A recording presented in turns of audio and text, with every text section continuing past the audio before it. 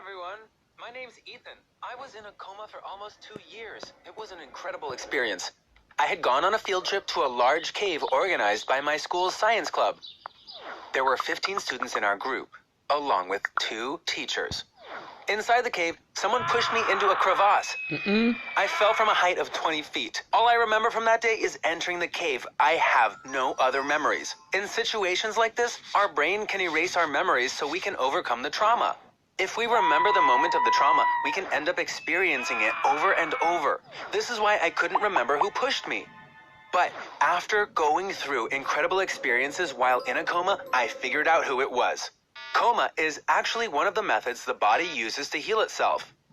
When the body suffers extensive damage, brain activity gets reduced, and the person falls into an extremely deep sleep. When we go into a coma, the body doesn't deal with anything else. It focuses only on repairing the damage. This process can sometimes take months or even years. In the beginning, I was completely unconscious. I don't know how much time passed, but after a while, I began hearing what was being said in the room. The first voice I heard was my mom's. She was talking to me as if I wasn't in a coma. My brother had won first place in a chess tournament. She was telling me everything about it. I wanted to open my eyes and say, "Mom, I hear you," but I couldn't. My brain wouldn't let me open my eyes or say anything at that time. Other people came to visit me as well. My dad and my brother would visit often, and sometimes my best friend Kyle. He had also been on that field trip with me. It was from my mom's conversations with Kyle that I found out that I fell while inside the cave. Kyle kept saying if I'd been there with him at that moment, maybe he wouldn't have fallen. Kyle is my best friend. We are super close. He knows all my secrets, and I know all of his. After his father died, his mom married a super wealthy guy. Unfortunately, him and Kyle don't get along. So he'd often come over to our place. Spending all that time together cemented our friendship. What made me really sad was that my girlfriend Daisy never visited me. I was head over heels in love with her. When I first asked her out, she didn't want to go out with me. But I wouldn't take no for an answer until she finally agreed. I thought, if she's not coming to visit me, I guess she doesn't have any feelings for me. Maybe she's happy she doesn't have to deal with me anymore. Suddenly, I had this funny idea. If Daisy really wanted to get rid of me, is it possible that she made me fall? Maybe my fall wasn't an accident. Maybe someone had pushed me. Such a possibility had never occurred to me. This was the first time I was thinking about this. One day, I had a dream in which I saw Daisy's ex-boyfriend, Yael. He was in his room. He was texting with Daisy and laughing at every message she sent him. Yael was also in the cave with us that day. I had an epiphany. Could Yael be jealous of our relationship with Daisy? Maybe he still loved Daisy and, in a moment of rage, pushed me down. Or maybe he and Daisy were in this together. After a while, I saw Daisy in my dream. She was eating dinner with her family. Her phone was blowing up with messages, and she was immediately replying to them. Finally, her mom said, "Why don't you eat your food? Who is that, Yael again?" This dream was almost like a sequel to the earlier one. This was the first time I was having such dreams. The following day, I dreamed of our own house. My mom and brother were in my room. My brother was holding his chess trophy. He put the trophy down on my desk. He said, "This is my gift to my brother. I hope he recovers soon and is back home to see it." Mom hugged him and started crying. It was such a realistic dream that I cried with them inside the dream. I was allowed 1 visit per week. My mom would come early and stay with me until visiting hours were over. That day, as always, she held my hand. Then, suddenly she started crying. "Your brother gifted you his chess trophy. That trophy is now waiting for you on your desk. Come on, come back to us and see your trophy," she said.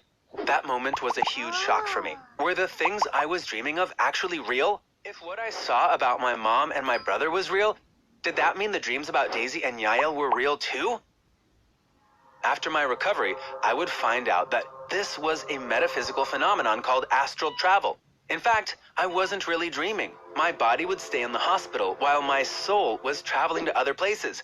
According to experts, this could only be experienced in the space between sleep and wakefulness. The most important part is that you can't force it. It can only happen on its own. The third time I had one of these experiences, I went to the house of one of the teachers who was with us on that field trip. There were bottles lying around and he looked really drunk.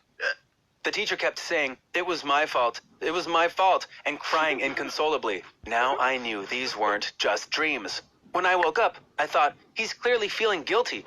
I wonder if my fall was really his fault. The plot was getting thicker.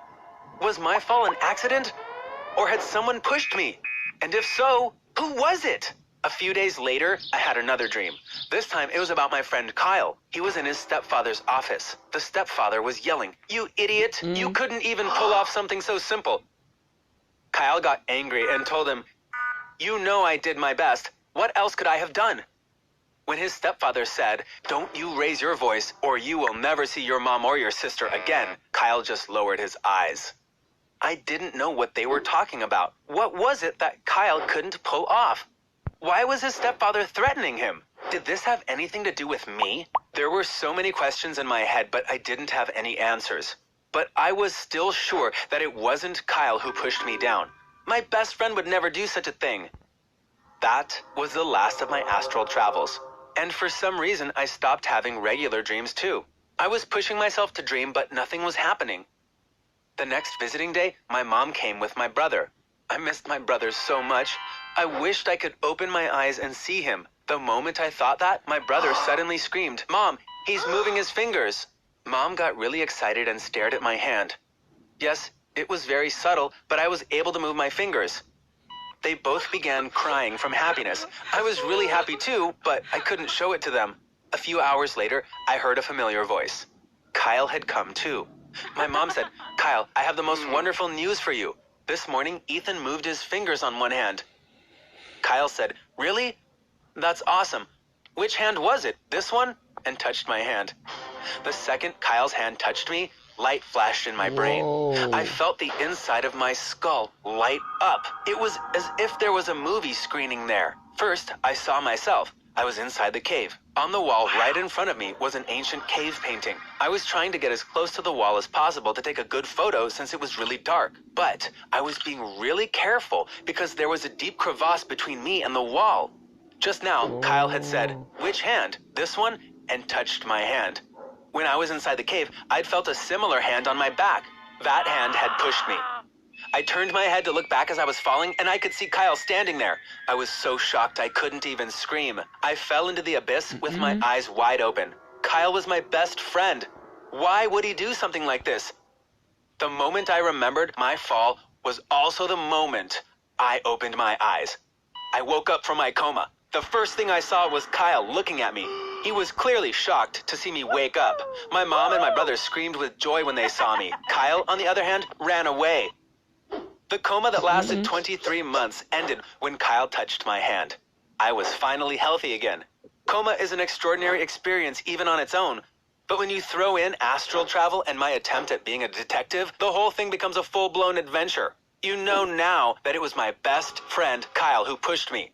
Daisy had really started going out with Yael again.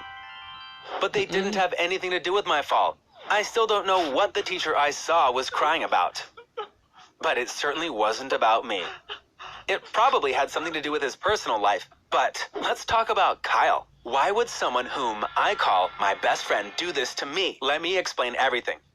As I told you earlier, Kyle and I both knew each other's deepest secrets. One of those secrets had to do with how Kyle's stepfather came to amass so much wealth. He owned 2 big cargo ships. One day, Kyle accidentally listened in on a conversation. It turned out that his stepfather was working for the mafia. They were using one of his ships to transport all of their contraband. One day, during an argument with his stepfather, Kyle said, "I'm going to tell the police about your business." The stepfather responded by threatening to hurt Kyle's mom and sister. Then he interrogated Kyle to figure out how much he actually knew. When he found out that Kyle had some crucial information, he asked, "Did you tell anyone else about this?" Kyle ended up giving my name.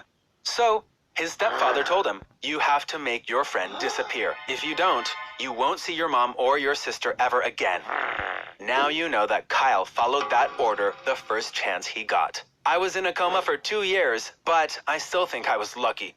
Because Kyle's real intention was worse than putting me in a coma. The police arrested Kyle, and then based on what he told them, his stepfather.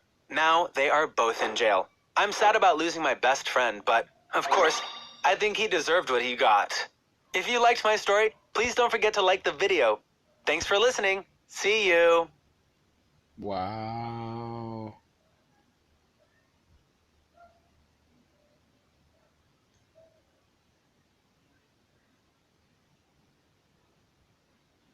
Like, share, comment, subscribe. Turn on notification bell. Tell me what y'all think of this down in the comment section. And also put request videos down in the comment section for me to react to next. I'm out. Peace.